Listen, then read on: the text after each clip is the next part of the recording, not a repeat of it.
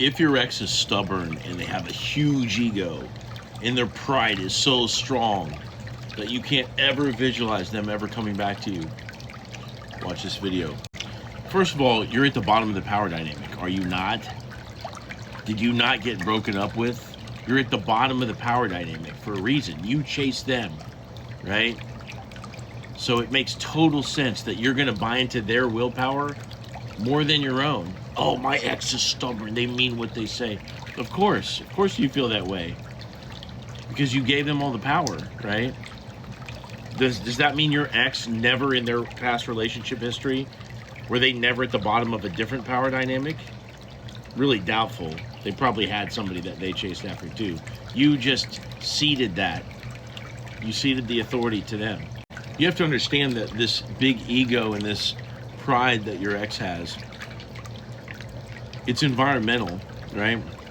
So you established a power dynamic wherein they're getting their way, or you're trying harder than they are, or you're contacting them first, or leading with expressions of feelings before them, or doing a lot of favors where you're not necessarily getting these in return, right?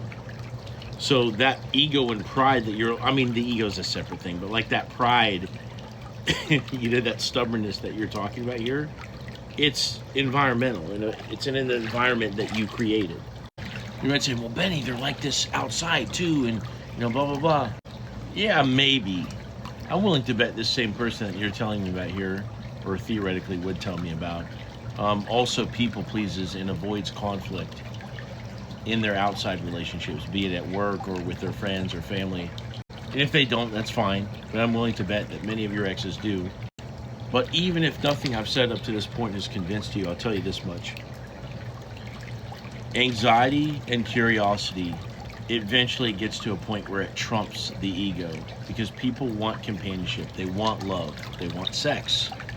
And eventually, if you hold out for long enough, provided that you actually do that, right, they will feel it. Over time, they feel it. Even if they're very stubborn, they still are human, they still have needs.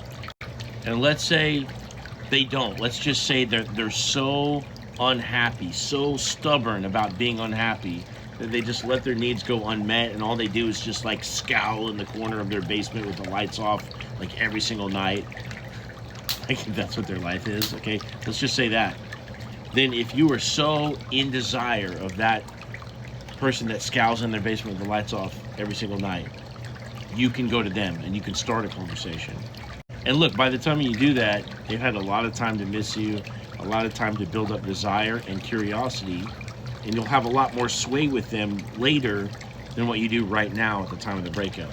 And then it all matters what you do from there. Do you adhere to the principles of attraction? Are you trying too hard? Are you jumping back into the relationship talk right away, etc.? Or do you play your cards right the same way that you would with a person that you're on a first date with? Now look, if you want my help getting your ex back, you can click into my profile up here. There's a link right here where you can either set up an individual call with me and tell me your story, and I can give you a step-by-step plan.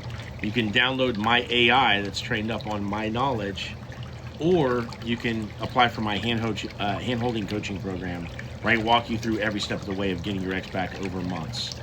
Either way, click there. Talk to you soon.